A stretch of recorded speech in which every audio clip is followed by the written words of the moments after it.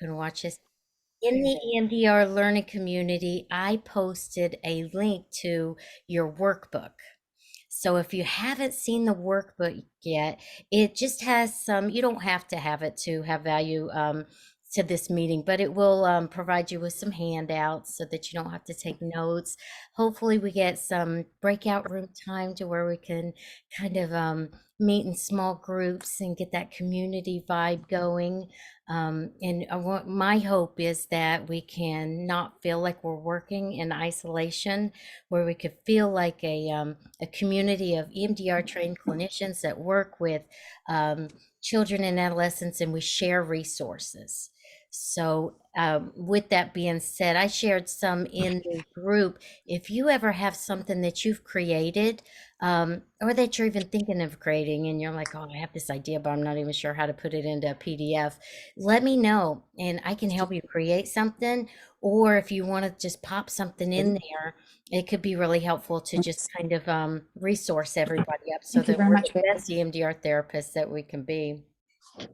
All right, so we're going to go ahead and get started. There will be people joining us. We do only have space for 100 in here, so at some point we may go live on YouTube, which is scaring the bejeebies out of me. It's giving me a little bit of levels of distress. My SUD level's at a 6 right now with the technology. What I'd like to do is, this is being recorded, so if you're not all right with your face showing, be sure to hide your camera. I love it though when people's face shows because it feels like I'm in a room with someone. I presented several times on, I forget what platform it was, but I could not see anyone's face. So I need to see at least one person's face. So I feel like there's another human in the room. Okay, so before we get started, we're just going to learn just a little bit about our sponsor. There's a When I say sponsor, really, it's a conference that I'm one of the hosts, Playful EMDR Summit coming up November 2nd through November 5th. Some of you may already be registered for it. And it is in Cocoa Beach, Florida. That's where I'm located, with Ann Beckley Forrest. And you'll see her. She's going to pop in here about 11 o'clock in or 11:30 my time. I'm in Florida, so in about a half an hour from now. And then Annie Monaco is going to, we're going to watch a little video that she recorded yesterday on how to do closure and phase 8 with kids in a playful way. And right away, we're going to hear from Stephanie Lauer. Stephanie's somebody that I just adore. I work with her. She's one of my consultant and trainings. Through Imdria. She's going to be a full-fledged consultant soon. So she's like a plethora of resources. So I asked her to come on here and share, and she is doing just that. So at this conference that I'm showing you, I'll put the link in our EMDR learning community, but it's going to host Anna Gomez and Marshall Lyles. We're going to be doing some yoga, trauma sensitive yoga on the beach. We're going to do kid friendly meditation. We're going to in my part, we're going to learn about polyvagal applications of EMDR with kids, and it's going to be fun. We're going to be playing hide and seek. There's just a little bit of insider knowledge for no one knows that yet, except for you and whoever watches this afterwards. All right, so I would love it if in the chat you could just put your name and where you're from and just a little something about yourself, so we can all kind of scroll through the chat during the meeting and see who we're in here with. Community is so very powerful. So right now, I'm just going to say mine verbally. If the meeting was smaller, of course we'd say it verbally, all of us. But my name is Jackie. I'm an EMDR therapist, and I work with children, adolescents, and adults. I do Gottman therapy, play therapy. I have a private practice. I do a lot of consultation. I'm a consultant through IMDRIA, and I'm certified.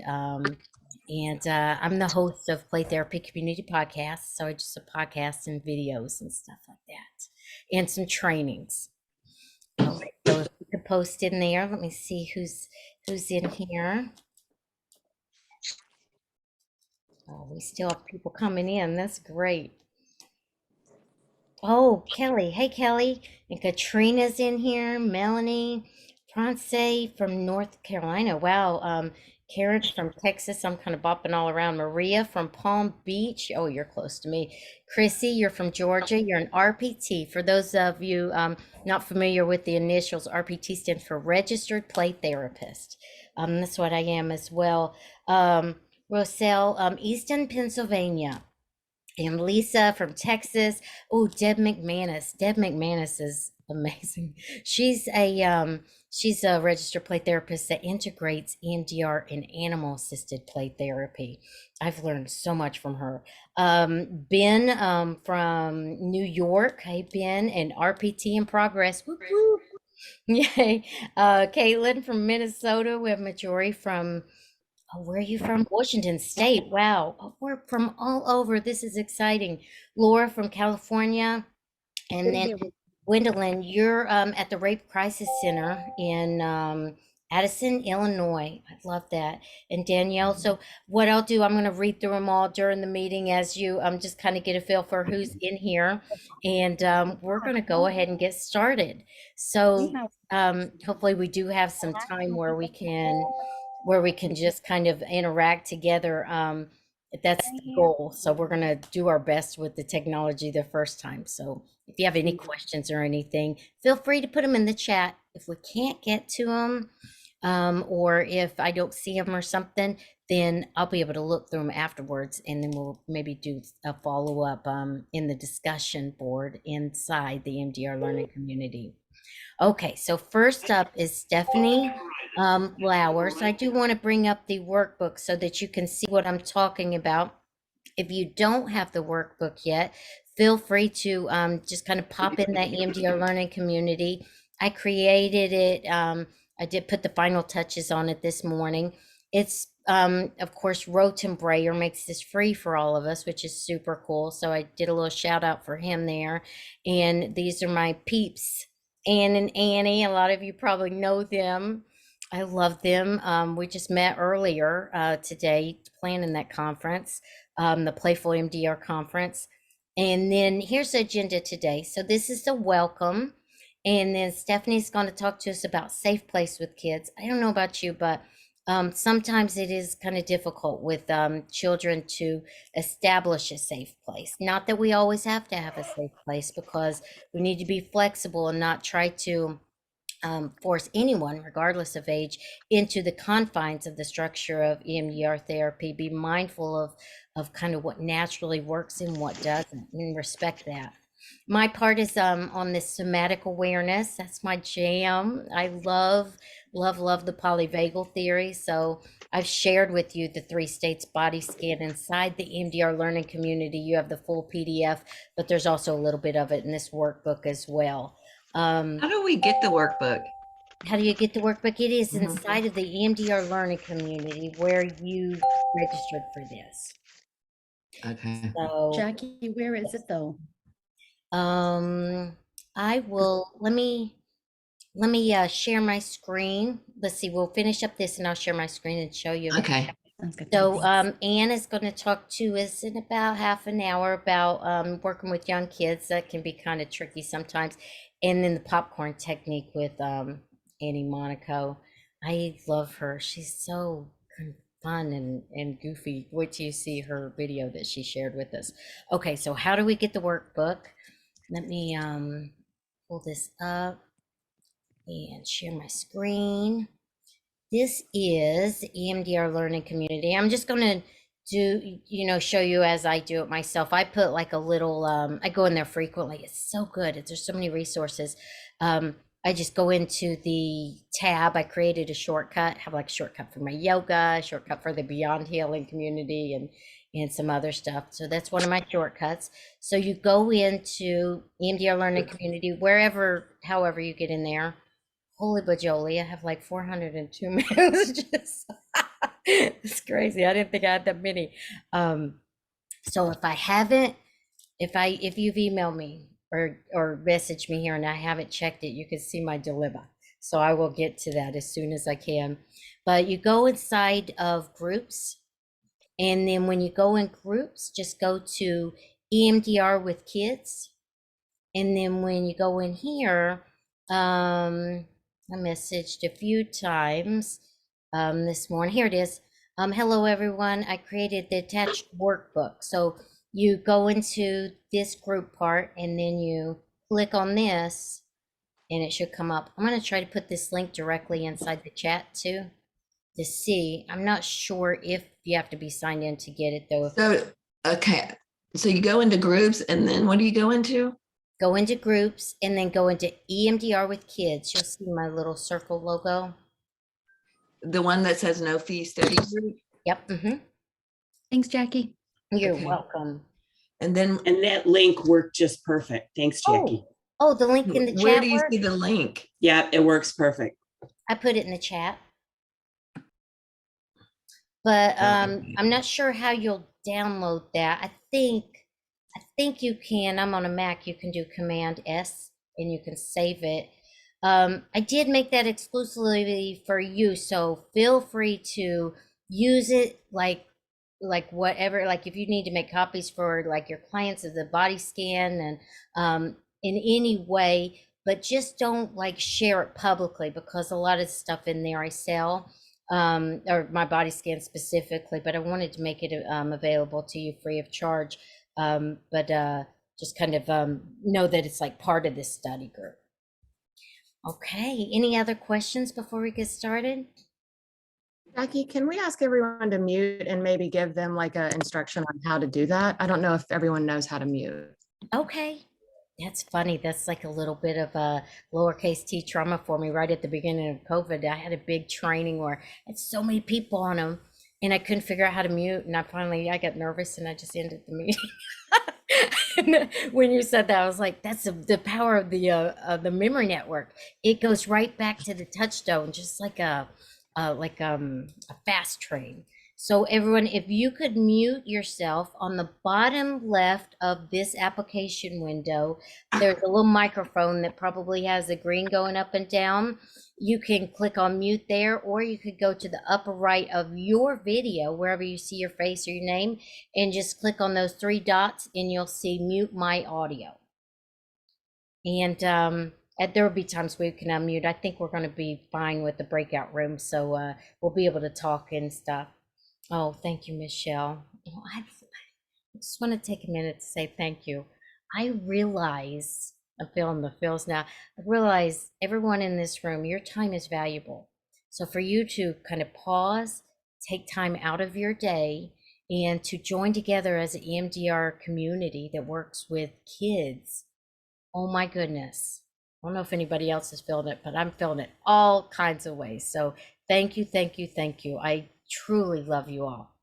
All right, so Stephanie, where are you, girl? There you are. I'm going to pin Stephanie, and Stephanie's just going to hop right in with the safe place. If you do have any questions for Stephanie, I'm going to be looking at the chat. I can read them, or if we, if it works, we can just kind of unmute ourselves and ask too. This is my first time doing such a big thing, so it may work just to be able to talk, All right, Stephanie, everybody see Stephanie big? There you are, girl. You look beautiful. Hi, everyone. Thanks, Jackie. I'm Stephanie Lauer from New York, Long Island, and I work with a lot of kids and adults. So one thing I noticed, which I'm sure most of you have, is many kids and adults are very resistant at times to creating the typical safe place. And that's because many of us really haven't experienced a safe place in our lives. So the first thing that I noticed was very helpful was to kind of remove the safe place label. And for many kids, using the word cool or just an awesome place and just, getting rid of that label is very helpful. For some older kids, I've even used a word like, oh, let's create a lit place, and they kind of, have taken to that, although now lit is not cool anymore, apparently, I've been told. So getting rid of lit. So, kind of letting them just create a cool place that they enjoy. You can even call it a Minecraft fort or a bunker and just be out of the box. also realized that the place doesn't necessarily have to be a static place. It can also be something that's moving, like a car or maybe a boat. It can travel because maybe they don't necessarily stay in one place very often, and needs the ability to move. So it doesn't have to be so concrete. The second thing that I try with kids, because kids are very technology now is a big thing, geek therapy, is really utilizing a lot of the characters they like, a lot of the video games, and using that as their place to go. Some things that have been really fun have been using Poke Centers for kids who like Pokemon. If you're not familiar with Poke Centers, that's where the characters in Pokemon go to heal and restore and rejuvenate. Really, if you watch Pokemon, if you play the games, nothing really bad happens to a Poke Center. So it's a pretty safe place. It's good. They can decorate it. They can have their favorite Pokemon there, whatever it wants to be. You can even take a screen capture from Pokemon itself, have them decorate it, make it themselves, using things like Mario's. I'm sorry, did someone say something, Jackie? Okay. I think it's just didn't mute. I need to mute everyone upon entry, I think. Sorry about that. It's okay. Mario's Castle or even Luigi's Mansion. Once you beat those games, everything is happy and great. So using things like that. Sonic is a great character. And the Green Hill Zone is that first level. And in the movie, so using characters and areas in those. Another thing is we always want to utilize our 5 senses when we're creating these experiences, with container, safe place, and having kids choose a theme song that they hear can really help connect them even when they can't get to the place. So I really enjoy, like, tell me your favorite song.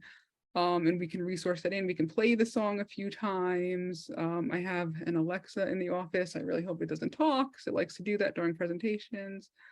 So we've resourced that in, especially, you're hearing a theme of Pokemon here. It might be my bias, but we've resourced the Pokemon theme song, which is a positive song in general. So we've resourced that in. Along those lines, I ask about their favorite foods, their snacks, their drinks, because it can be a sensory experience, smell and taste. Another issue that sometimes comes up, and this happens with adults too, is that safe places can get contaminated when kids or adults want people to be in their safe place. And then they have arguments with these people or fights, and then their safe place is no longer safe. So I like to invite the idea of having an entrance way that they can easily access or make inaccessible to others at their will, which can be a buzzer, a keypad that they can change that easily fixes that problem. It can be teleportation systems, whatever they want.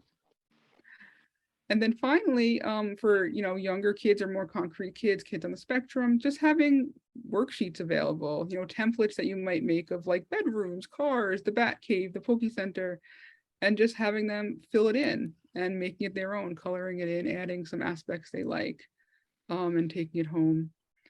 I did say finally, but I lied. Sometimes I will have them create a little story of their safe place, having pictures, and resource that in very slowly with the buzzers, making it their own, and they can practice it for a few days at home. And I did see someone in the chat mentioning the sand tray. I do love the idea of putting these ideas in the sand tray. Who doesn't love a sand tray? Kids love putting their safe place in the sand tray, and all these ideas are very applicable in the sand tray, and makes it much more solid for the kids. And they can have so many ideas in it and take a picture, practice with it. Just a lot of fun. So those are some things I've found to make it a little more doable with the kids and adults, because anything a kid can do, an adult can do too. So if anyone has any questions or even would like to share some ideas of what they have found helpful, when kids or adults get stuck in a safe place. We'd love to hear it. I could read some things in the chat too, but if anybody wants to say verbally after I read this, then definitely feel pop in. Stephanie, that's good. I had never even considered like the combination lock or the teleport. I think I'm gonna change my own safe place. Like call my peaceful place to something incorporating some of those. I think that was Kathy Figgins that was talking about the sand tray. Yeah. Hey, Kathy. Kathy's supporting. I love Kathy. Okay, so let's see. Where is okay, Liz said I link it to mindfulness and use kids, teens, five senses. Oh, that's great. That like deepens it. You mentioned that too, Stephanie. Kathy said the safe place in the sand tray. Mary said I had do you want to read it? Stephanie, since this is like really your part, I mean, if you want, or I could read it and you could comment. Mary, Um, sure. So, let me try to find. if not, I could read. I was just thinking you probably have some more to add than me. since you're- Someone developed a safe place in outer space and used their five senses. Yeah, outer spaces is so much fun to use safe places, and it's so far away from the world. I love that. And they even sell Melissa and Doug sells those pads that you can have removable stickers with, and I believe they have an outer space one. Oh, And I've used those many times with kids to create safe places, especially younger kids. They're so much fun because they have like SeaWorld ones, houses, castles, and they're so much fun. I love that. Melissa and Doug's stuff is durable too. Oh, It's it is. expensive, but it's worth it. I mean, if you're going to work with kids, and especially kids that have been traumatized, sometimes or any kids can be rough on toys, and over time they wear and tear. That Melissa and Doug stuff can like withstand a hurricane, I think. Yeah, and sometimes those pads are on sale for like $5, and it's like 5 different sheets, and they're reusable, so it's pretty fun. Yeah, yeah. You said you had a kid, Deborah said she had their kid tell them about their favorite animal den, resting place, because he couldn't do it for himself. That's a wonderful idea. That brings a little bit of distance, and kids are often empathetic with animals when they can't be with themselves or others. I love that. I often bring my bearded dragon out for sessions. Jackie met my bearded dragon. Yes. And kids can often relate to the animals or my dragon much better than themselves, and how did the bearded dragon feel safe, so that's an awesome idea. I love that. And Terry talked about have us imagine anywhere they would most like to go, real or imaginary, then have them use their senses to tell me about it. Showing sand tray, drawing clay toys, notice the experience in their body, help them recognize a sense of calm, empowerment, really steer clear from the safe, focus on what they can control. Wow, I love that. Yeah, the senses are so big, and focusing on what they can control, because obviously all of us, me especially, love to focus on, what's out of our control. And the drawing and the clay. I often forget about clay, and I have so much of that model magic at home. That's cool stuff. And it's so much fun. You make slime with it too. Good time. Really? Huh. It'd be expensive slime. You add it to the slime, and it makes it all fun. Really? Butter slime. And then one Butter. Hear that? Yeah. What a Celeste, Right? I'm sorry, did someone ask me about butter slime? I think someone may not realize they're not muted, but you can if you have a question for Stephanie, you could pop in and say it aloud if you want.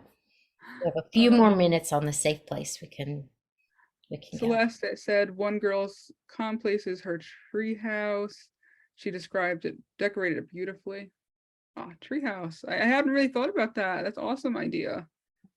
And I think they have an Arthur's Treehouse app on the internet that you can decorate as well if they like tree houses. Yeah, cool. Does anybody ever redo a safe place over time if you think it's been contaminated or If it's been a little while since you've done a safe place and you think things have changed in their life. Girl, I've had people redo their safe place every session. Like they come in, I got a new safe place, kids, adults, and everything. I would say the answer to like anything of like, do we update it or redo it? It's always depends. Except for like when we do phase 8, we always go back and circle back and redo the phase 3 if the sun is high enough. But the safe place, I would say definitely update it as needed, and it may be needed right in the middle of the creation of it. There may be a contamination, like something seeps in the safe place that makes it not safe. But suppose like they draw a safe place and you see it and it's not safe, and you're like, whoa, that doesn't seem like a safe place. I learned this from Dr. Karen Freed. She's the lady with the Oaklander model. She talks about like what does this need to be safe, so you can have them adapt it throughout as well. That's a good question. All right, Stephanie. Kelly asked about the templates. A lot of times I'll just Google like castle coloring page, bedroom coloring page, and use that. Then, like I said, the Melissa and Doug has the I have them right next to me, so I'm going to show you.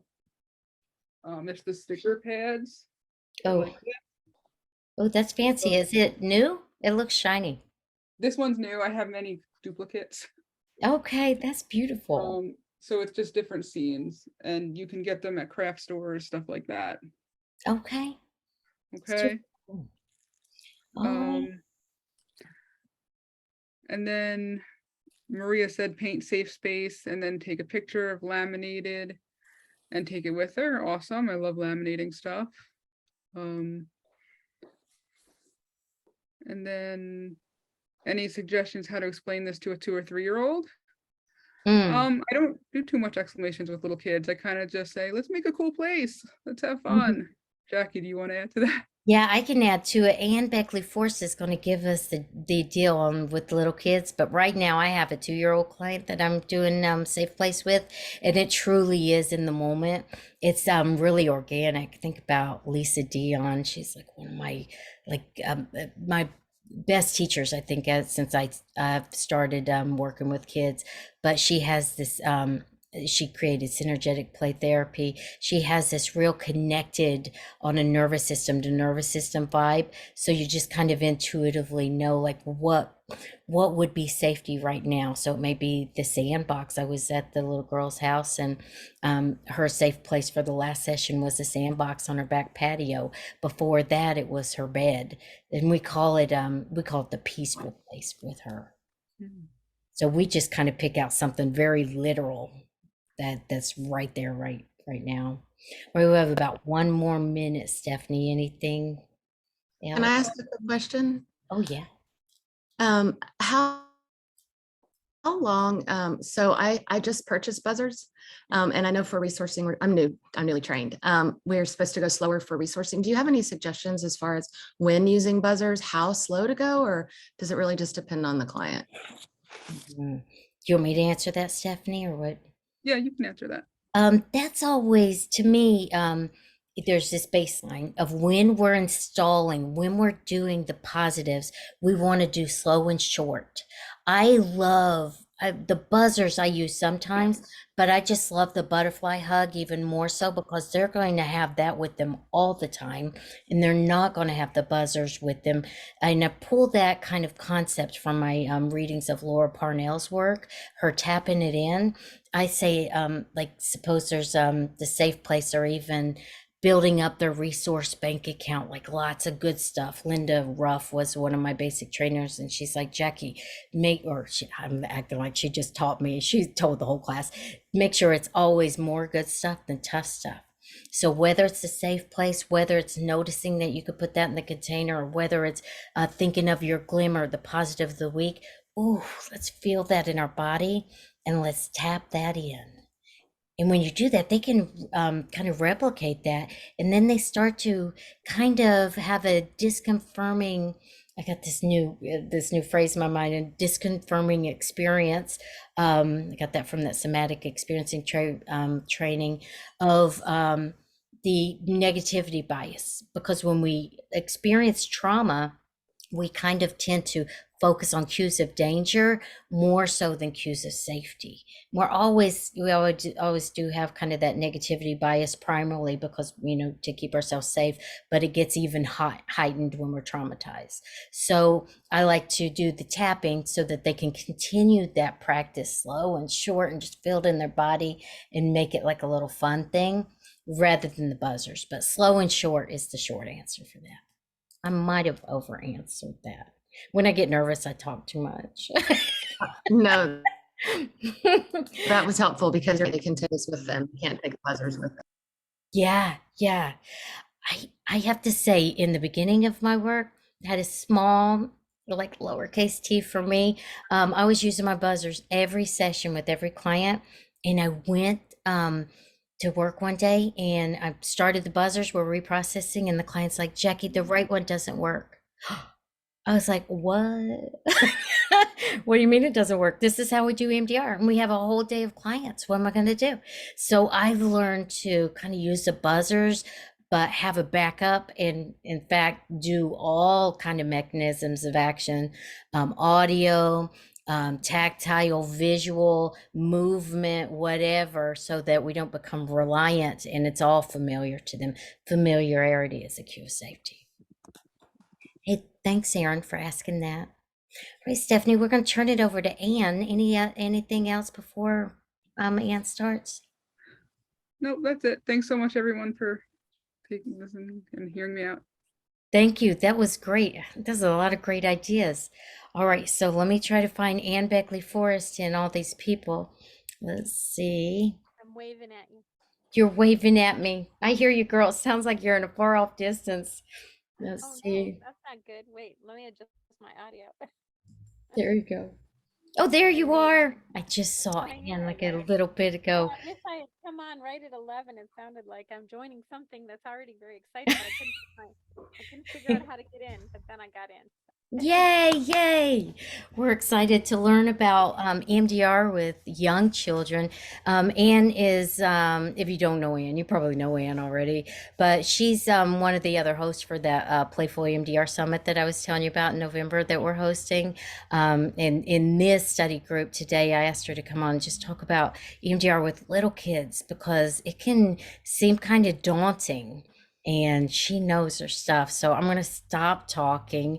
But if you have any thoughts or any questions, just put them in the chat and we'll get to them after Anne does her thing. Thank you, Anne. Well, and I just want to say thanks to Jackie for pulling this off and for including me. I see some familiar faces and familiar names in all the little boxes. So hello, everybody. And I was kind of running around trying to set some things up because my idea for what I wanted to share with you, I want to tell some stories. Why is my audio low? Let's figure that out. Hold on. It is kind of low. If you go to audio settings, are you on the laptop? I am on the laptop, and then I also have my phone ready to do visual, but If you go to, no, if you go to like say, go to the video on the left and we just need to get into audio settings. Go to video. I have it all the way up, but it just doesn't seem to be picking up on me. Let me see. Say something now. Hello. Does that sound better? Can anybody not hear Anne? Hello. How's that? No, it's the So same. Bonnie, you can't hear It's really strange. real lightly? Yeah, I have my phone. I can just barely hear her, like not enough to pull up the video. Yeah. Do you want to pop over to the phone, Anne? And it could be that other people still are not muted, like Julie McCarran is not muted, and that could be drowning out some of it. Okay. Can you hear me clearly? Yes. Okay. While you're fixing that, Anne, if you want to pop on your phone, you can. I could say a little bit about work with young children too, but to let me interrupt me when you're ready. Hello. So, Hello. Okay, hold on one second. I'm working on it. okay. So one thing that, and I'm just going to start talking again, but you feel free to interrupt me whenever you're ready. One thing that I really found helpful with work with little kids is make it familiar and predictable. That those are cues of safety. So, like with my 2-year-old client, every time that I see her at the beginning of the session, it's like, "Oh, it's so nice to see you. Quick, let's do our body scan. Let's check in with our body." And we do the playful body scan, and they say, "Let's smell the flower and blow out the candle." And then we do that every time. And even though it only lasts about 1 minute, she knows to expect it. And it puts her nervous system in a state of, we call it ventral vagal, this kind of regulated, connected state, so that she can kind of lean into the process. And with little kids too, we want to really be careful not to try to fit them into the structure as we would with an adult or a teen. So if you go, you know, in question mode, I think of it as like rapid fire questioning, like, what's the worst part? What are the emotions? I think of those procedural steps, like, what's the worst part? What's an image that goes with that? What are the emotions? A 2-year-old, 3-year-old, young kids, not only may they not even answer you, but their brain is still in the works, is still developing. So if they are trying to answer you, they're getting out of that felt sense. So we may lose their activation and the flow from the beautiful stuff that play can help us with. And I know many of us are play therapists in here, but some are not. And you can use playful techniques with EMDR without, the just allowing them to play. So for example, I'm going to give you an example, and these are the details are changed. This is one of the ones that I share my training of a child that was from years ago that was really young, and it just came out in the play, but it's very metaphorical. I just recorded with Angela Covet. She's amazing. She has a chrysalis center up there in the Northwest. I think it might be Minnesota, one of those states where it snows. But she was talking about how, let me add myself to the pin real quick so that you can see it. She was talking about how we can stay in the metaphor. When we're in the metaphor, it still lights up those neural networks. So suppose that my client is battling with these superheroes, and these superheroes are having just a worse battle, and one of them dies. And nowhere on my target sequence plan or my timeline for this child that I'm working with in the EMDR process does it say that he has a superhero trauma. But it comes out in the play, right? We can target what's happening in that play.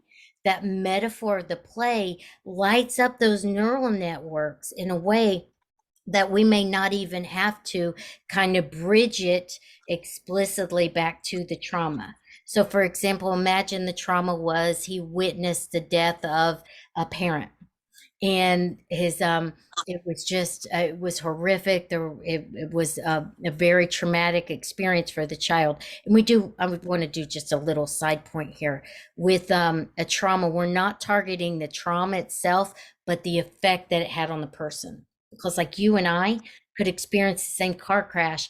I may not be able to drive after the car crash, and you may be able to hop back in the car crash and be like, oh, thank goodness I survived. So we all have different experiences. So we're not targeting what happened as much as how it sets within us. Okay. Hey, Jackie, can you hear me now? Oh, you sound great. Because first of all, I love everything you're saying. So don't stop saying it. I love you. I'm just kind of rambling over here. So let me add the pin. I can I'll add. I just want to make sure people can hear me. I switched to my phone, so It hopefully sounds that'll. loud and clear. Okay, perfect. All right. Well, that's all right. It'll be more flexible anyway. So, Okay. so I just love what you're saying, because I really do. I mean, not all EMDR therapists who do EMDR with children have a play therapy background, but Jackie and I both do. So the thing that happens in play therapy training is we're sort of alert to the signs of what the child is using, toys, materials, activities, almost as a kind of unconscious projective space, right? For whatever's going on inside. And if you think about, little people who've been exposed to a lot of traumatic situations, what they pull from for their stories, for example, their superhero play, is going to, tug on the trauma memory network. And so in the midst of that play, we're actually in the neighborhood of the target. And so that's, kind of what, when Jackie asked me to come on, that's sort of what I wanted to talk about a little bit is, especially for kids who are pretty avoidant of the targets, or for whom the memories are in the far distant past in their little short lives, maybe pre-verbal. We're not sure how much they actually remember. In fact, if those of us who work with foster children, we often are not even sure what happened ourselves. We don't have a reliable account of what occurred. So just thinking about in those circumstances, how can we get in the neighborhood of the trauma memory network long enough to do at least a little bit of processing. So that's kind of what I wanted to talk about, how I use my space, my materials, and the things of a play therapy space. But of course, these things are also available to anybody who works with children.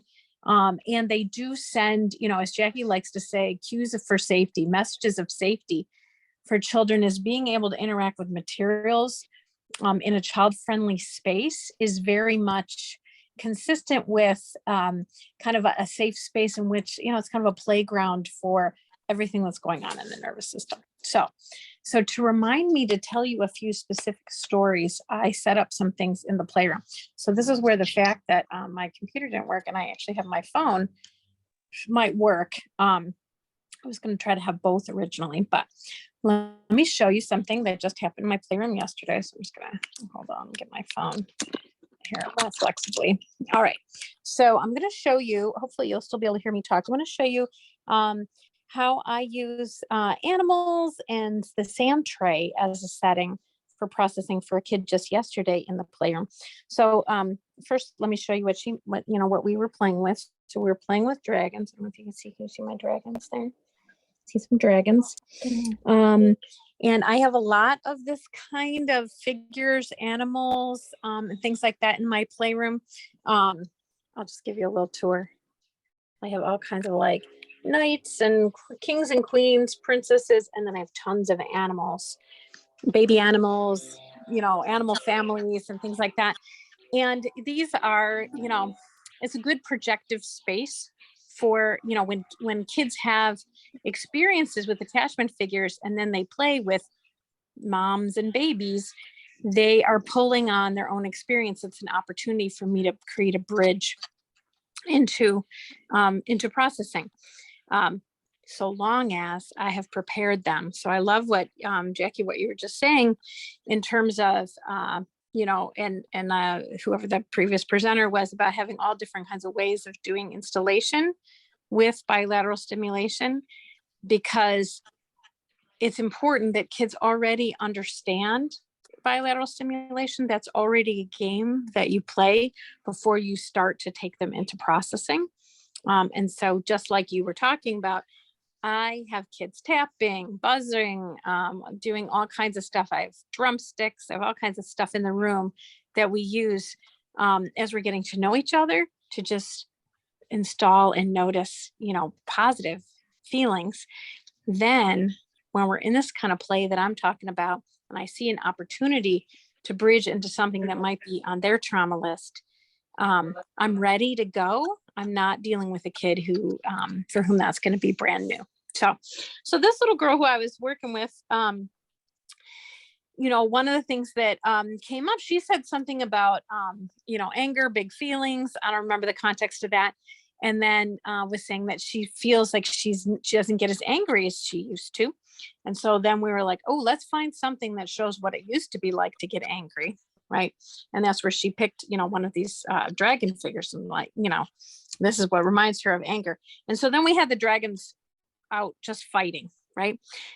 But I know her history. I know her targets. And I know that this is a kid who was exposed to a lot of parental conflict when she was very young. So I use that as a bridge. So I just, just like you got angry when you were little, you learned how to get angry from the big people around you, just like these little dragons. And so then we ended up, kind of having, bridging into, I wonder if you remember what it was like to listen to the big dragons fighting. So we're kind of in and out, she knows we're talking about her parents, but we're also playing kind of at the same time. And then she went and found a little figure. Let's see if I can show it to you in such a way that you can really see it. She went in and found a little figure, which is just like a little figure of a kid kind of hiding. There's a kind of profound felt sense of having these materials here, even though she's not able to maybe totally access the memory. She doesn't remember all the things that were said necessarily, but that was our bridge. And so thinking about mom and dad arguing and, what are you saying to yourself about that? It's interesting because she comes up with the positive cognition first. She said that I'm saying that it gets better. Because the fact of the matter is, this is a kid who now parents, it's not perfect, but now that the divorce is final, they're in separate houses, the fighting has actually decreased. And that's sort of what gives us this opportunity to do some processing. Because I use a sand tray, I use a sandbox kind of as the setting for a lot of this sort of play. I often also have my my light bar accessible. I don't know if some of you have light bars or not. But the idea of using a light bar in the sand tray or next to the sand tray is actually an idea I got from Marshall Lyles. We all know what a guru he is of EMDR and sand tray work. And so I just had her, look up and watch the lights for a minute and then, think about that thought that, it gets better, as well as the thought that this little person might have been having, like, I can't handle this. It's too much. And oh, by the way, where do you feel it in your body? So breaking all kinds of EMDR rules, Francine Shapiro coming down, striking me with lightning because I have the client talking during the set because we're all, we're sort of setting up the target as we go. And that's something that I've talked about with a lot of people who want to do EMDR with younger kids is we have to go quickly. And often we might be setting up the target as we go along, or we're talking during the set, helping them to focus in on, when mom and dad were acting like dragons, boy, that was loud. And that's just remember what that was like, take a little bite out of that. And then, obviously stop the light bar at some point, take deep breaths, but it's much more fluid and organic and kind of moving in and out of the story than this very, kind of strict, let's perch you on the edge of the couch and have you go through all these questions, front loading all these questions, which really does not work very well with my little people, at least. So that's just an example. But I have more show and tell. How much? I have time, right, Jackie? Do I have more time? I have lots of time. You do. One quick question. What kind of light bar is that? Oh, that's a good question. I got it from one of my colleagues about 6 months ago. It's from EMDR Equipment Europe. Oh, okay. Yeah, which I think it's a very sturdy, useful one. It's on a tripod. It has 4 colors. You can adjust the speed. And kind of speaking to the previous question about like how fast, how slow, how do you know? I will say if you are lucky enough to be getting little kids to do EMDR, anything goes. Right? I mean, obviously we want to expand the amount of time that we do the desensitizing. And so sometimes what we might do is switch it up, because after she started getting bored with this for a little while, we got up and she and I just started marching around the room and telling different things that she was remembering, different pieces. What did they used to fight about? I don't remember. All right, let's walk around. Let's march around a little bit. Let's get it out of our bodies and march around a little bit and see what we remember. Because really, even marching, walking, rocking back and forth, it's all bilateral.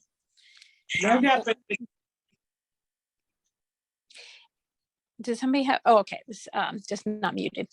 And really we, in the absence of good solid research that says that one kind of tactile bilateral is better than another, which we don't have that research, then we're going with clinical experience. And I will tell you that providing lots of different options and switching it up during the processing session helps kids process longer. So it expands the amount of time you can spend on desensitization phase. You maybe get 3 sets instead of 1 or 2. We're still not talking about 45 minutes of EMDR with a 5-year-old. So this was a good long amount of processing for this kid. This was probably 10 minutes out of my whole session that we really spent kind of deliberately going, working on something that she remembered. So, okay, so let me move around. I have my little phone stand here. Let's see if I can move around the playroom because I set up some other fun stuff. So give me 1 second. This is such a treat to see your playroom. I know, right? I do all my trainings usually at home where the Wi-Fi is better, as you can see why, because of sound issues and everything else. So, okay. All right, here we go. I have, it's gonna stay. Yes, here we go. Okay. So I wanted to show you some other things that I do with kids in terms of how I use, how I introduce and how do I get into the processing with some of my younger kids. So one of the things that I do is, I have a doctor's kit. It's kind of standard play therapy equipment. A lot of my kiddos have medical trauma. So, even from an EMDR perspective, it makes sense to put in their path some props, some materials that are potential bridges into that trauma memory network. And it's going to give me a, congruent opportunity to pull them into their processing. So first of all, one of the things is I now have tappers in my doctor's kit. I have 2 sets now because, kids are going through the doctor's kit and they're figuring out what this is for. And they're, I have my bear. Can you see my bear here? Me and Bear. So, I might be doctoring up Bear or, doing that. And then when they get to the tappers, they're like, well, what are these? And it's a first chance to introduce bilateral. And so I'm like, oh, well, how about you and Bear, you hold these, help Bear hold these in his paws. And now, okay, Bear, something hard that happened to you when you were just a little cub. Let's see what it was. It might have been when your mama bear wasn't coming home fast enough and you were wondering where she was. And you might have been feeling scared or lonely, like the world's not safe, and you wanted to feel comfortable. Okay. And so just let's see, where did you feel that, little Bear? What do you think Bear felt it when he was waiting for his mom? So the kid is helping me with that. Basically what I'm doing is I'm doing a demonstration of an EMDR session with a stuffed animal. And so it demystifies it for kids and they're like, oh, that's what this is for. It's for big feelings, right? Or we could use it for installation at that point. So, so that's one of the things that I've done, just planted my tappers right in the doctor's kit so that kids encounter them playfully and organically. That's one piece. Another is using stuffed animals as demo to teach the EMDR protocol. And you can, obviously kids are pulling a little bit on their own experience, or, maybe I would have Bear got teased at school and he had big feelings about that. And what do you think he thought? What do you think he felt? Well, guess what? When the kid answers, they're pulling on their own experiences, right? So now we've done, like a practice run of a target, which I just think it's, even with our little clients, it's important to have the things we do with them make sense. So that they, can kind of understand how, why would all this back and forth? Why do these buzzers? Why are we doing these things? And we can use this titration or this, gradual exposure process. So, so I've had a lot of kids who, maybe they have their own medical trauma. We might begin with the stuffed animals, or the baby doll is having bad experience, but then, hey, how that felt because you had a surgery when you were little. And where do you think you felt that in your body when you were little? I don't know. You think you might have felt it here. You might have felt it in your tummy. So let's take those tappers and let's put them right there. And so I build the target as I go along, giving them a chance to experience the bilateral as quick as possible. And then, sometimes it doesn't last, right? But one of the things that I've learned about little kids and EMDR is I've learned to be bold and to recognize that even a little bit of exposure work is better than none. which is how much most kids get who've had trauma, unless they're lucky enough to be with one of you. So as long as we have kids in therapy, in connection with us, and we have access to the caregivers and we can prepare them, I think it's much better to do, even if we can't do perfect standard protocol because this is a young kid or they're a moving target, we're going to be walking around the room or marching around the room. It's still better to do what little we can. And I've seen amazing results from even very short episodes of processing. And I think, Jackie, you're nodding your head. I know that you and I have talked about this, about how it really doesn't take as much as we think to shift the immature nervous system, the still developing nervous system. Yeah, they only have so much in the network. Yeah, let me hear, before I show you more toys, do we want to take some questions? Sure. I would just want to say, putting the machine inside of the doctor's kit, that's literally brilliant. That's amazing. I had never even. Well, it sort of happened by accident because I had lost my tappers. And so I ordered new ones and then I found them. So I was like, oh, now I have 2 sets. So, and it's also good. I have the very sturdy kind that I don't worry about kids breaking. Although I do, Jackie, have extra set of wires. Oh yeah, just in case.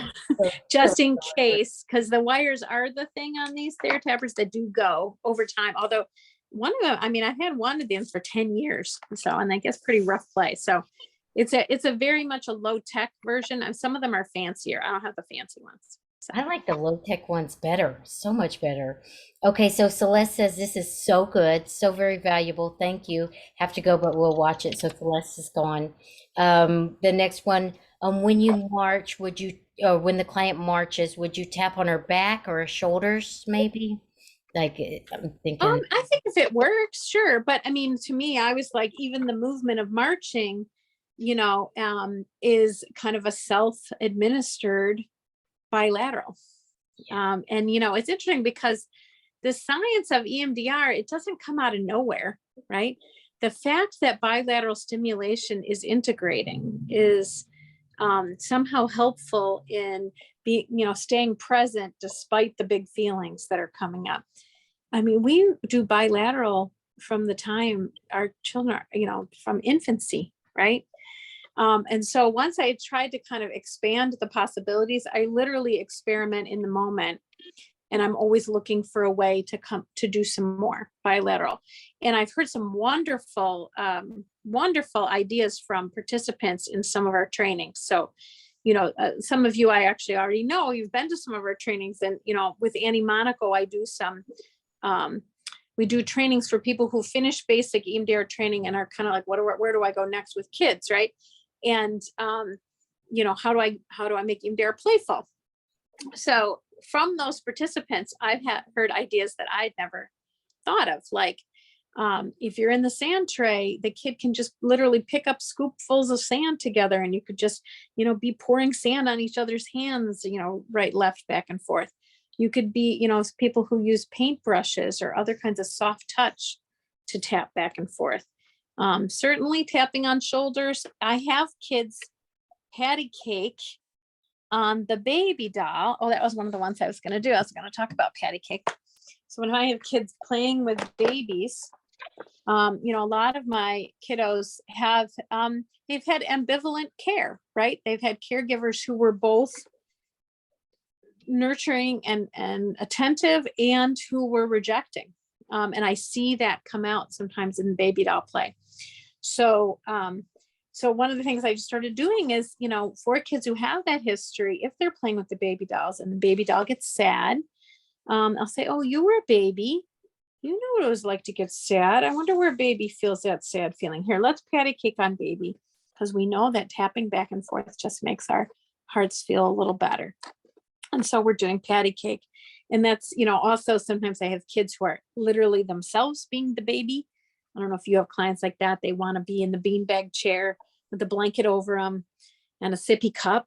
And, even in those settings, like I found that patty cake is just a good congruent kind of bilateral that makes sense in the story.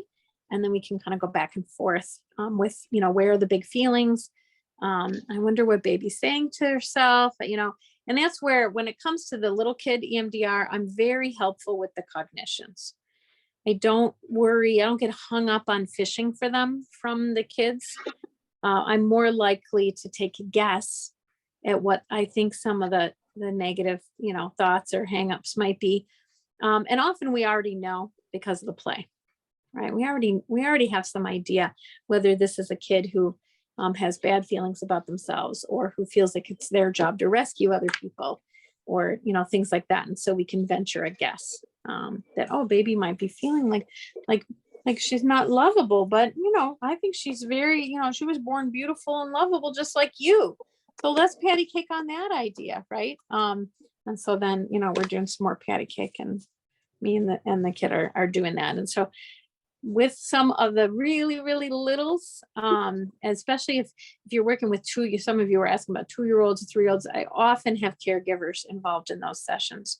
But we, again, might be set up in such a way that, we're sort of doing a kind of playful baby game kind of reenactment, and then having the parent do the tapping with patty cake or squeezing their little feet or something like that is a good way to go for that. So sorry, off on a tangent. Did I miss a question? Sorry, my dog started barking as soon as I unmuted. That when you said that about like she was born lovable, just like you, I literally felt that in my body. I can just imagine what it's like to be one of your clients. That is just beautiful. I love how it flows too. It's not all that chunky, like what would you rather believe about yourself? It very much is flowing. Yes. I mean, I think sometimes we make this too complicated, right? And, obviously the cognitive piece of EMDR and the shifting of cognitions, that's a part of the EMDR protocol. That's, important. That's an important part, but whether or not we really need to pull it out of the child, or whether we can offer it up, especially for kids who are, you're talking about the 8 and unders. Their brains are really not, they don't have that kind of meta awareness yet, right? They don't, when you say, what does that make you think about yourself? That's not a developmentally appropriate question for them. And so we can provide that as the adult and say, you might be thinking, oh, what's wrong with me that, mommy isn't coming for me? But you might wish you could say, I'm lovable anyway, come hug me, right? And so that we're just supplying the cognitions then. That is so beautiful. Your little dog is upset, Jackie. He needs some love. Yeah. She's in her sympathetic state. Sorry. We have time for like 2 more questions. This is wonderful, Anne. Thank you so much. Karen says, one challenge, I've had this challenge before too, so I'm excited to hear your response. One challenge is I have kids that want to control the tappers. They want to grab the tappers and work the buttons and stuff. So basically that's, she has like a, more on that. They want to run it and just kind of take the machine from you. What are your thoughts? I just here. It's familiarity. Just let them. I mean, I guess my history is as a child-centered therapist. And so, obviously if I need to set a limit, I would, but to me, I don't need to set that limit. I don't find myself needing to set that limit. I think actually it demystifies it. One of the things questions I didn't answer that I kind of saw go by real quick was, what about preparing the parents? And so a classic way for me to prepare the parents, always the first session that I introduce tappers or the child finds them, we're going to show them to mom by the end, because you sure don't want your kiddos going home and going, yeah, Miss Ann has things in her office that vibrate and she let me hold them. Like, no, don't go that way. We'll use this. Whoops, somebody's not muted. We'll use I'll have the child show the parent the tappers and turn it on, and they like to pretend they're me, right? So this little kid, I can still remember, we had done she had found the tappers in the doctor's kit. And I'm like, oh, this is how we can find our big feelings of being proud. I heard that you just learned how to ride a bike. You're probably feeling really proud about that. Let's put the tappers right on those proud feelings and feel them. Okay. So then later when mom came in to like make the next appointment or whatever, I prompted my little client, I'm like, hey, Sally, did you want to show mom what you and I found in the doctor's kit today? And so she knew just what I was talking about. She went and got him. She gave him to mom. She's like, Mommy, you have to think of something that makes you feel proud. And then she turned on the tappers for mom, right? So this is literally a child who's doing an EMDR installation on her mother. So I think to demystify him, I give over control. And yes, that means sometimes they're going too fast. Sometimes they're blipping too much, that's all of the complications that go along with that. But I think just trying to be more fluid with it and less formal, because one of the things that I've seen as a consultant is very playful therapists then get in EMDR mode and they sort of have a freeze response and they turn into like a different kind of more rigid therapist, probably because the skill is new to them, but the message that it sends to the child is not safety, and it's not a good setup for the trauma work if we're feeling very rigid and very nervous about how it's going to go. So This is so good, Anne. Ashley put a comment in here. This is so amazing, Anne. I can't wait to be in Florida and learn more. So yay. Well, and is it okay if I say just one little bit? I don't know if you told people about Florida. Yeah. Yeah. So, I mean, the idea, some of you have probably heard about this, and what is a summit? What is that? I mean, really, people who are using EMDR with younger children and who are also incorporating play. We are a movement in psychotherapy. Whether you know it or not, you are part of a movement. And the integration of play techniques and EMDR is relatively new. Certainly before Ana Gomez, there was really nobody who was doing that. And in the years since, in the decades since her book came out, and now, there's been several other kind of efforts to bring all of that language together. We're really part of a movement in child therapy and child healing. And so the idea behind the summit is it's the first gathering of people who are using play to support EMDR and the play therapy to support EMDR. So if that describes any of you, we know the world's a crazy, complicated place. We hope that you'll at least consider coming down to Florida, feeding your soul and your need for connection and community. And Jackie and Annie Monaco, my colleague, and I, we're having a blast planning it, and we have so many ideas for how to make it kind of soul fulfilling. So we're very excited. Don't delay too long, because like hotel rooms are starting to fill and stuff like that. There will be virtual option, live stream option, but of course, some of the intangibles are harder to recreate in that setting. So anyway, that's my warm personal invitation to all of you. And I know, Anne, you're going to be doing like a little pre-conference. Can you just talk about your piece real quick about what you're doing? Yeah, so I'm going to be in particular talking about younger children, some of the things that we talked about today, showing some clips and things like that. And also in particular, highlighting the storytelling technique and just in general, how we can use the storytelling approach to pull kids into that processing with that kind of congruence that I'm talking about, where we don't turn off the toys, the play, and the interaction, and then try to turn on EMDR in this very structured way, but instead more fluidly move in and out of storytelling.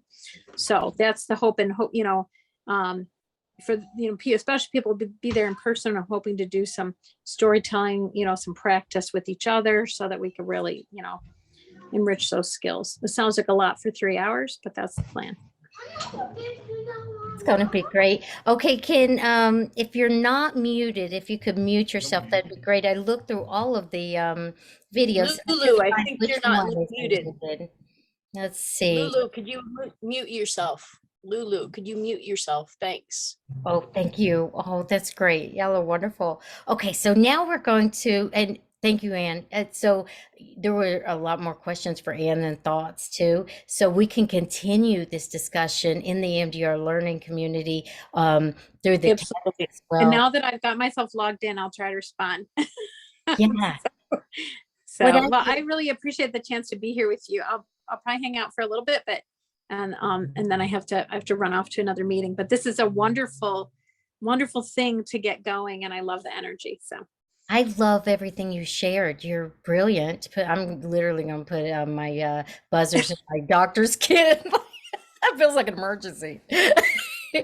No, I love it. I love it. And I put, so she recommended the EMDR Europe. I put the link inside the chat and also posted inside of our EMDR. Remember, you can learn more from Ann at the summit and also playfulemdr.com. They do a lot of trainings as well. Well, thank you, Ann. thanks so much. It was There's a a pleasure. lot of love for you in this chat. I'll go on my computer and camera off. I'll read all comments before I log off. So. Okay. We're going to raffle off who gets to be president of your fan club. Oh no. Well, I will say this. This is I feel like I'm riding the wave of a lot of people. There's just a lot of people trying to integrate. Integration is such an important word. I know it's an important word to you, Jackie, as well, is, taking what we can from all of these brilliant trainings, but then we really become the vessel to integrate them and to share them with the little people. And play therapy is so important to me. EMDR, life-changing, right? And trying to integrate those, it's worth it. So. Oh, I love it. I love it. All right. So if you have any love for Ann, she's going to be looking at the chat for a few minutes. So feel free to hype it up with the thank yous. All right. Thank you, Ann. You're wonderful. I appreciate it. Okay, so now we're going to slide into the somatic awareness. We do focus on that a lot in the, let me pin myself so you can see, we focus on that a lot with phase 2, but really having awareness of in the body is important throughout all of the whole EMDR process. Like Ann said, the processing sometimes only lasts a few minutes. With kids, that's all that it needs to last sometimes.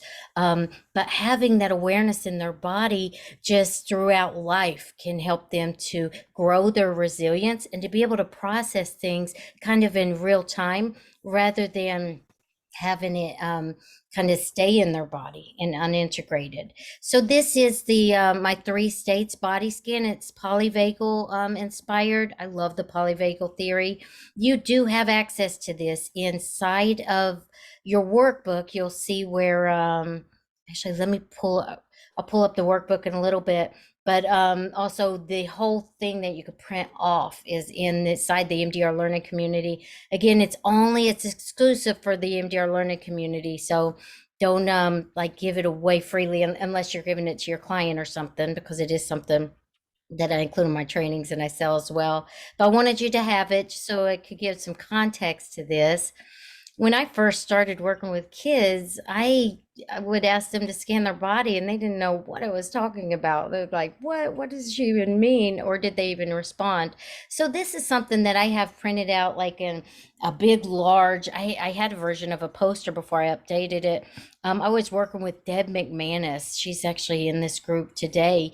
And I had this middle one for the longest time. It's the sympathetic state. And she's like, where are the other states? We experience way more than just that felt sense of just activation, maybe like here's the words here: irritated, rage, aggressive, kind of like the anxiety, all of that we experience. Sometimes we experience like relaxation in our body, we experience excitement and joy.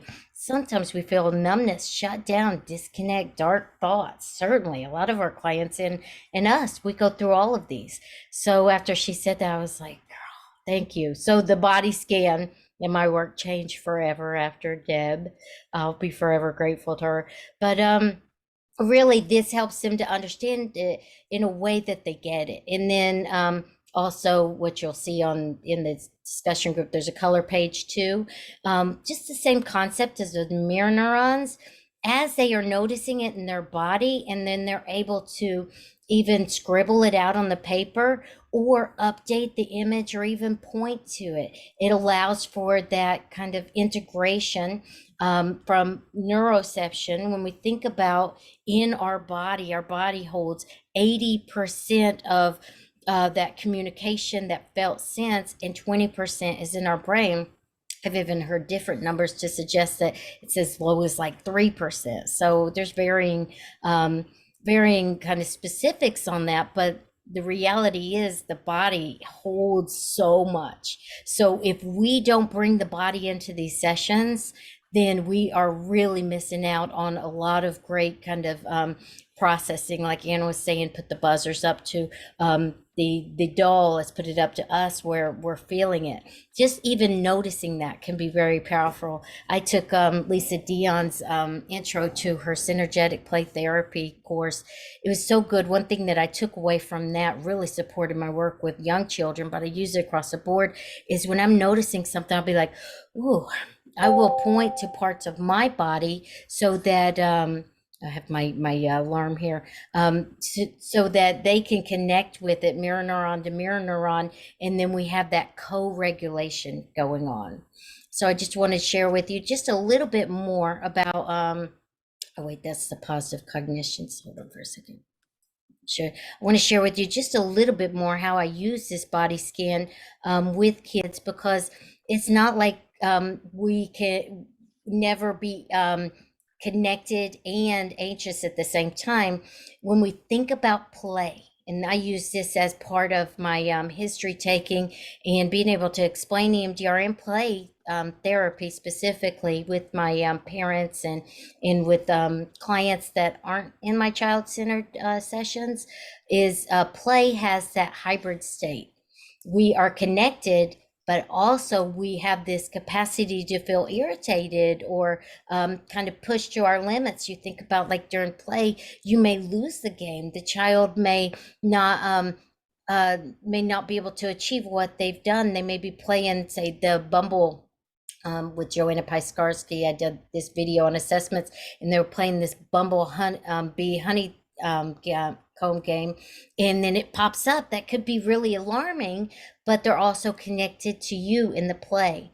So that is one of the ways that play is so very therapeutic. There's so many therapeutic powers of play. If you haven't done so yet, visit the Association for Play Therapy's website. They have a great article that references Dr. Druez and Dr. Schaefer's books. But it gives us this hybrid state. And think about, like, even like the hybrid state of ventral, disconnected, and dorsal, which is like considered like shutdown, disconnect. None of them are good or bad or right or wrong. They just are, and we need all of them. Think about, you can be connected and you can be shut down at the same time. I think about, like, a lot of times, like when we're holding young children and they fall asleep in our arms, they are both connected and they're in that dorsal vagal that shut down. They're able to be vulnerable. So teaching our kid clients with my intake, I do send a copy of that body scan home with my parents that I'm working with. And sometimes I'll even email it to some of my teenagers so they can quickly reference it. Because when you have like this awareness of what's in your body, it's a game changer. So you do that in phase 2 preparation as part of, like, you may do the peaceful place, you may do the butterfly tapping, container, build up, some good memories as resources. And when you feel solid on phase 2, but I do want to say, don't keep it linear. Remember, you can add phase 2 as part of every session. You can have a little bit of like preparation. Let's experience a new way to regulate our body. Remember, regulation isn't necessarily the synonym for calm. It could be, bringing it up a little bit. But that is present like in every session. So I have this visible in my room. I have it available to the clients, and they start speaking in this term. One thing that Deb Dana, she's one of the big gurus on the polyvagal theory. And I love integrating polyvagal into the EMDR work because it takes it to that deeper level of processing, especially with kids. It has some really jargony names: ventral vagal, sympathetic, and dorsal. So Deb really kind of guides us through, like, have whoever it is make a name for it that's meaningful for the child. So if you do that, just kind of put in the chat whatever your clients may call it. Like, I have one of my clients calls the green pathways, what I call it to them. They call it my happy state, knowing that, like you don't have to be happy to be in ventral. You could feel safe, you could feel connected. And then another client calls this dorsal state like my darkness. I know Melissa from the Notice That podcast. She just I went to one of their trainings there on somatic integration processing, and she said she had a client that called it the dungeon. And then right here, the activated state. One of my clients calls it nervous. So I do refer to it as the green pathway, the orange pathway, and the blue pathway. So that's available to you. And I just kind of once we have that established in phase 2, we bring it out. And then one thing I do want to tell you about Dr. Becky Wells. She was in one of my EMDR with Kids 8 phases training. And one thing we kind of developed together is she created an office space. I did this years ago, but not nearly as well as she did it. She created an office space that was EMDR kid friendly. So by the door, like she has a mirror, she has some bubbles, all of the stuff like you do phase 6 before you leave out. You do the body scan, look in the mirror. She has the posters of the felt sense poster on there. She has some bubbles, some clay, some things that you could do the body scan and close out, and then they leave out to go see mom. That's just one piece of how she designed her office to kind of have that EMDR flow to it. I know some people have multiple rooms too. Years ago, I had multiple rooms, and I would have a room that was focused more on working with young children, and then one that was focused more on like expressive arts, and have like a SUD scale on the mirror. So you can get really creative with your space, and I highly recommend that you do. So also in your workbook, and I don't put it up anymore, but if you pull up your workbook, you'll see that there's another representation of like an artsy representation with some of the same figures that I use in my books, that really shows the emotion, the felt sense of emotion in a different way. Actually, I found that link that I just posted, so I'm going to share it. But this is available to you in your, here it is. It's available to you inside of the discussion group in the EMDR learning community. This right here. Kids get this. They really understand it. I created this before, I didn't have the ventral in here, but there is a lot of great, they can point to it. They can notice like, oh, I have that heaviness in my chest. I feel weak and knobbly in my knees. It's just another way to support the somatic awareness with kids. And see right there, that's what that looks like in your workbook. But you have the one that you can just print out. I also threw in a SUD scale, kid-friendly SUD scale and a VOC, because I think when we just rely on our words, we are missing a lot of it, because a lot of times kids can glance over and point to how big it feels, how intense it feels, how distressing. The more words we use, the less they are in their experience. I love, as many child therapists do, that client-centered, child-centered approach to be able to allow the play to unfold organically, and to be able to integrate the EMDR in as it folds on organically without them needing to change or respond to anything at all. So my part, I do have more on that, but my part is on the somatic awareness, so I don't want to overstep my time. Do you have any questions or thoughts on the somatic awareness? So Veronica, you said I'm interested in IFS dolls. You're speaking of, where can you, I don't know about the IFS dolls. Somebody told me, it might be Deb McManus that shared something with me on that. But Carmen Jimenez Pride, she's also going to be she's going to be at our Neuroscience of Play Therapy Summit in Cocoa Beach that we have in February. She's going to be speaking, but she's going to be at this EMDR Summit that's in November. But she is the guru on the integration of IFS and play. She can really help you there. She's one of my consultant in trainings. So she definitely has some consultation opportunities if you need some more support on that. Any other questions or thoughts? Oh, Claire, you said, what's her name again? I'll put it in the chat. It's Carmen Jimenez Pride. And as we're watching Anne's stuff, actually, or Annie's stuff, Annie sent a video. I'm just going to show you really quick the beginnings of it, but I will put it in Roten Brayer's EMDR learning community there for you to watch, because I want to really make sure that we get time to talk to each other, that it doesn't just turn into kind of this one way you're listening and not able to reciprocate. So just know in about 5 to 7 minutes, we're going to go into breakout rooms. All right. So if you're not going to go into breakout rooms, it'd be good to pop off at that time so that the breakout room doesn't end up, like with somebody who's not there present.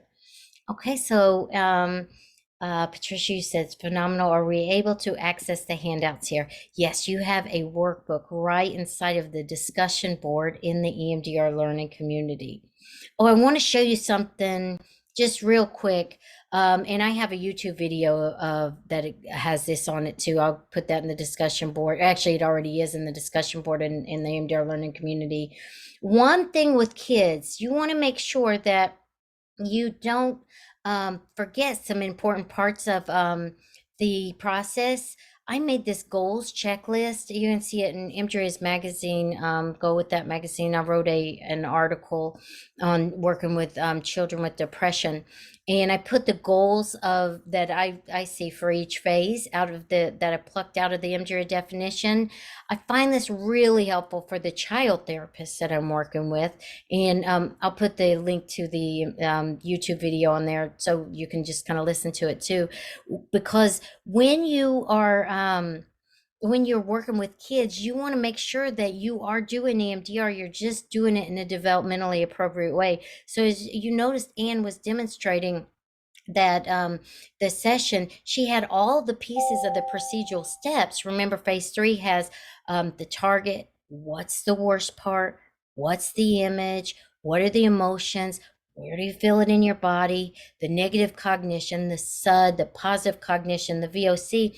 We have all those pieces there, except for we're not going into rapid fire questioning with the client, because if we do that with kids, we can take them out of the felt sense and certainly take them out of play. So for example, I'm modifying this story, but one time I had a client that had the cash register, and then they're just banging the cash register on the table, and they're like, stop dicking around. And they had all of the and using profanity, had all of the puppets and stuffed animals lined up there. And then I saw that it's like a spike in the play. Of course, that's not on their timeline anywhere. That's not on target sequence plan. That is a playful representation of whatever it is that's troubling them. Bing, that's your notice. Hey, that could be a target. You can target that live in the play. So the worst part of that is they're not doing what they're supposed to be doing. And I say, and for lack of repeating, I don't want to offend anybody, but a lot of times just using what the clients have said in the words they use is like that connection. I say it exactly like they said it, in the same intonation of voice that has that feeling of she gets me, she's with me. And then I go through all the procedural steps. I go through the worst part of it is that they're not doing what they're supposed to be doing. Just look at that. So the visual representation, that's the image. And then you go on to kind of narrate, just like we do in tracking. In play therapy, we'll follow what's going on for them. We can do that throughout the processing, kind of like how Anne was doing. She didn't go into question asking. I mean, you can ask them questions, but the more we ask them, the more we go into like this cognitive state, the less they're going to be experiencing kind of that neural network activation of what's going on for them. Anne did say that during the BLS, there's some talking and some interaction going on. It is important to kind of give yourself permission to make those adaptations, because working with adult clients, that's seen as like a huge no-no. but really you're working with some adult clients, that's appropriate too. So allow yourself to really kind of break out some of those what we should and shouldn't do, and make sure you meet the goals of each phase. I talked to Debbie, Dr. Debbie Korn recently. Her and Michael Baldwin just wrote a book called Every Memory Deserves Respect. It's such a good book. But in a video, I believe it was with Dr. Jamie Merritt, she was on YouTube talking about how the importance of just keeping the client connected. So if you have a dissociative client or a child client or somebody that you needs to know that you're present there with them, staying quiet isn't the best option. Maybe they need to process verbally. So don't be too rigid on what you should or shouldn't do. Really think about what is the goal of what's happening here and how can I do this in a developmentally appropriate way. All right, just put your thoughts in the chat. If you definitely you can have the I think I put that checklist in the main part of Roach and Brayer's EMDR learning community. There's so many people and so much many resources in there now. I'll go ahead and put it in our EMDR with kids group too. But you can Google or YouTube Jackie EMDR checklist, and you'll hear my voice if you're not tired of hearing it already. Going through each one. My thought was we're so busy as therapists, I wanted something auditory for you to listen to as well. Okay, so I'm going to show you real quick. I'm going to unpin myself, and I want to show you what Annie Monaco has created. And we are low on time to be able to fit in our breakout rooms. I'm going to just go ahead, since she's not here live, I'm going to put her stuff in the discussion board. She created this slideshow for us talking about the popcorn night. And this really helps us with phase 7 and phase 8. I thought it was just phase 8. They were super generous to be able to share all this. But it really just goes through how you can use this popcorn technique, and you'll have it available in the EMDR learning communities with kids groups. So don't feel like you have to take notes or pictures or anything, because the whole thing will be available to you. She said, just give it all to you. I copied this slide and put it in your workbook as well. She is also another one of our co-hosts, or I don't even know what you call it when 3 people are hosts, but she's hosting with Ann and I the summit where Ana Gomez is coming to. Okay, so let's watch quickly just a very beginnings of her video, and then we'll go into breakout rooms super shortly. And if you have any questions or anything like that, put them into the chat. If something is really on your mind and you haven't gotten it answered here, remember that discussion board in Rotem's EMDR learning community inside the group, that's 24/7. Just don't share anything client specific. So this is Hi, I'm Annie Monaco. I'm a licensed clinical social worker, and I'm a registered play therapist. Ooh, I'm being a little fun this morning. And I have been in the field for, oh gosh, long time, about 25 years, and I've always worked with children. And early in my career, I was lucky enough to get trained in EMDR, and I was with some of the most. So I'm gonna fast forward so you can see a little bit of the content. She goes through that what we just went through. So that will be posted in our EMDR with kids group inside the learning community. So I'm super excited. I watched it last night and I was like, oh my gosh, they just all 3, Stephanie Lauer, Ann Beckley Forrest, and Annie Monaco just stepped up to the plate. So I'm hoping to do this. If you like it, I mean, if it gets good response and it was valuable to you, definitely let us know so that we can do it more. I was hoping to do it every month if people found value in it. Okay, so what I'm going to do is I'm going to pop everybody in breakout rooms. So if you don't want to go in a breakout room, it's a good time to leave the meeting. That way there's not a breakout room with just a few people in there.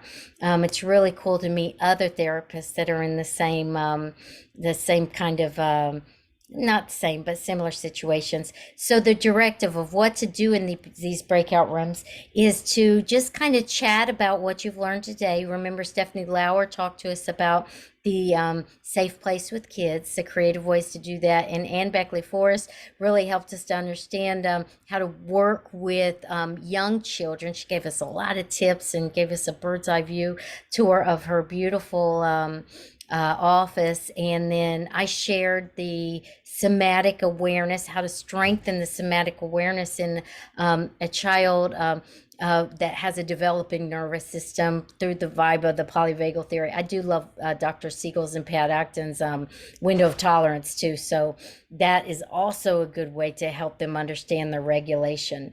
And then you have the wonderful gift from Annie Monica of her popcorn night, helping us with phase 7 and with phase 8 with kids.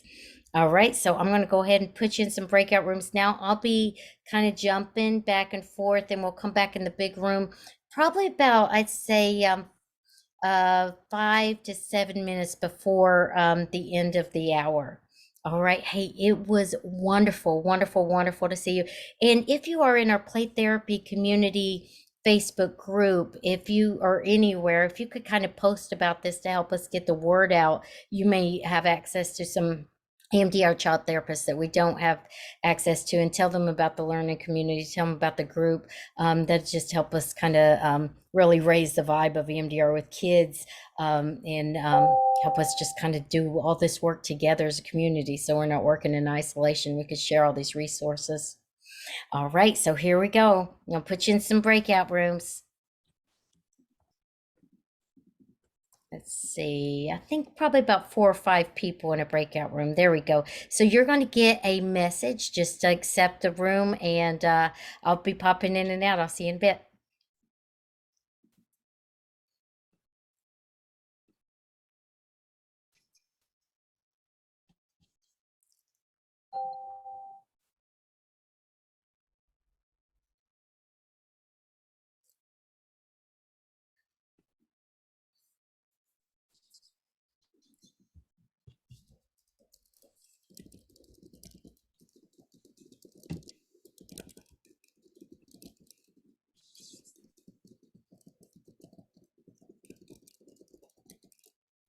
Hey, Jackie. Hey, how you doing, Rotem? Let me type something Good. out just real quick. I'm just going to Yeah, put a quick all right. directive. Now go ahead. What do you need to do?